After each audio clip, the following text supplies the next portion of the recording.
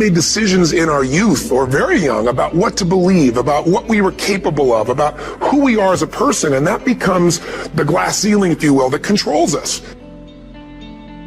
All of you have targets, things that you're after. If you're going to get a new result, if you're going to grow your business, if you're going to be able to support your mom, if you're going to get rid of the anxiety, if you're going to be able to overachieve and not have all that fear inside of you, you obviously need to get a new result. You're going to have to get new action. You don't get new results with old actions doing the same thing.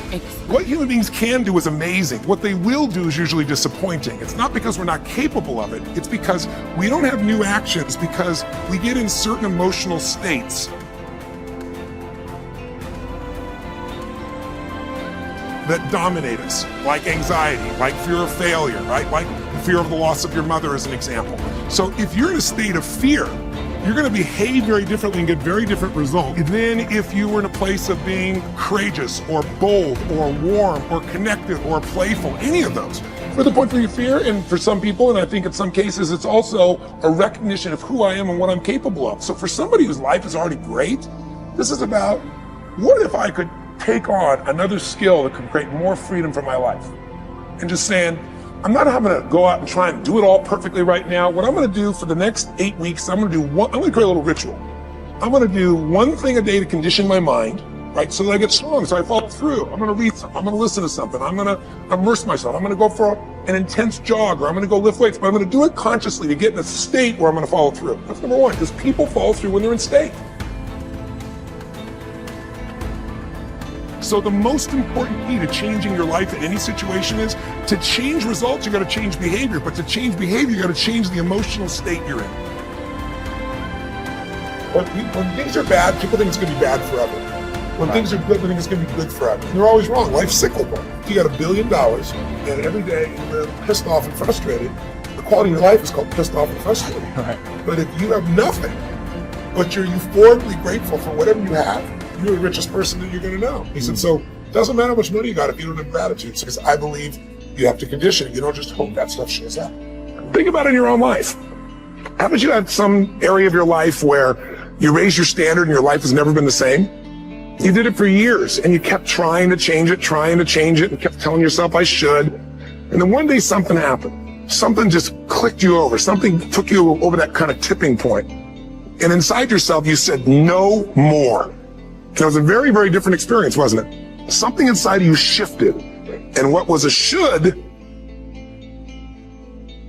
became a must, and you've never gone back. Is there an area like that in your life you can think of? Again, did you ever smoke cigarettes? Did you ever eat a certain way, drink a certain form of alcohol, and then finally say no more, and you just don't go back? And notice this, it doesn't really take any willpower anymore.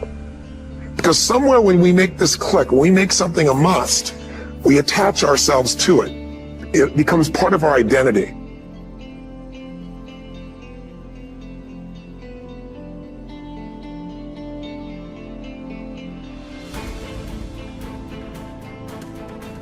We are what we repeatedly do. Excellence, therefore, is not an act, but a habit.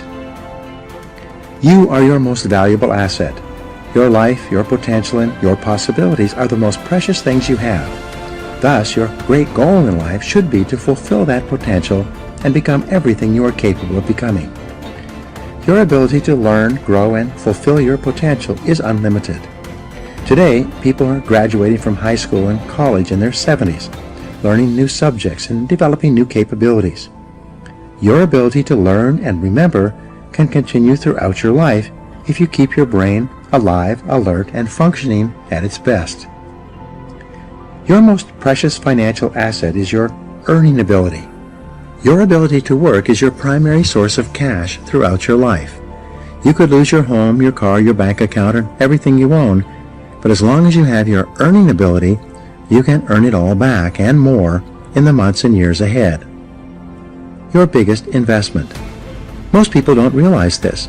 They take their earning ability for granted, but it has taken you your entire life to develop your earning ability.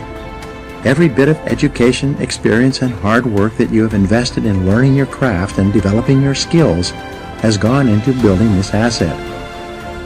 Your earning ability is very much like a muscle. It can increase in strength and power year by year as the result of regular exercise. Likewise, the opposite is true too. If left alone or ignored, your earning ability, like your muscles, can become weaker or even decline because you have simply failed to upgrade it continually. In other words, your earning ability can be either an appreciating or a depreciating asset. An appreciating asset is something that grows in value and cash flow every year as a result of continual investment and improvement. A depreciating asset, on the other hand, is something that loses value over time and finally reaches the point at which it is written off, being of little or no further value. The choice is yours as to whether your earning ability is increasing or decreasing month by month and year by year.